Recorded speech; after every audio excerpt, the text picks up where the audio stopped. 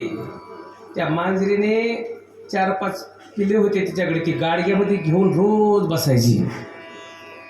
कुंभाराने बघितलं नाही, राखा कुंभाराने, आणि ते गाडगं तसेच आव्याला लावली. आवा लावल्यानंतर ते सरपणाने गाडगी झाकल्यानंतर आग्नी लागल्यानंतर मांजर आली आणि इकडून तिकडे फिरू लागली. राखा कुंभाराच्या पायामध्ये इकडून तिकडे मिरवू लागली, ओरडू लागली, आरडू लागली. आता लक्षात आलं राखाच्या, अरे या मांजरीची पिल्ले होती आणि गाडग्यामध्ये होती, आणि ते गाडगं तर मी आता आव्यामध्ये लावलं. आता या माझ्या मांजरीच्या पिल्ल्याला फक्त माझा पांडुरंगच वाचू शकतो. आणि पांडुरंगाचा त्या ठिकाणी धावा केला. देवा, माझी आयुष्यभरामध्ये केलेली जर भक्ती जर सत्य असेल, खरी असेल, तर अशाही आग्नीमधून तू या मांजरीच्या पिल्ल्याला वाचवशील. अहो, अन्न पाणी वर्ज्य केलं. जोपर्यंत आवा 1 दिवस 1 रात्र जळत होता, तोपर्यंत अन्न घेतलं नाही, पाणी घेतलं नाही. आणि त्या आव्याच्या जवळ विठ्ठल रुक्माई विठोबा रुक्माई, विठ्ठल रुक्माई विठोबा रुक्माई, पांडुरंगा या मांजरीच्या पिल्ल्याला वाचव रे बाबा.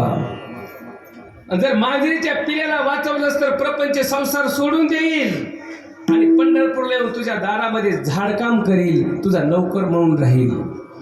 1 दिवस 1 रात्र झाल्यानंतर तो अग्नी शांत झाल्यानंतर पटकन गाडगे काढले. गाडगे हात लावू देत नव्हते, पळत होते गाडगे.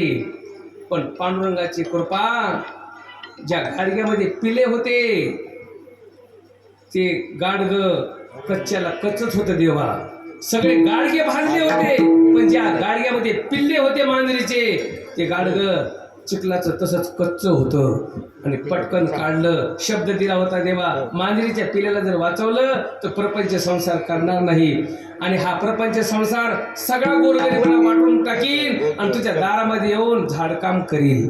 आणि त्या दिवशी मांजरीचे पिल्ले जिवंत पाहायला मिळाले. आणि सगळा प्रपंच संसार, भांडे कुंडे सगळे गोरगरिबांना वाटून टाकले.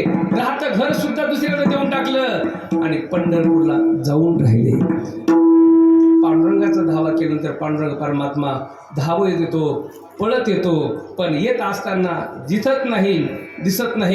3ऱ्या चरणामध्ये कुठे न दिसे पाहता, कुठे न दिसे पाहता, कुठे न दिसे पाहता, कुठे न दिसे पाहता, कुठेही दिसे पाहता, कुठेही न दिसे पाहता, कुठेही दिसे पाहता, कुठे न दिसे पाहता. उडी घाली अवचिता, उडी घाली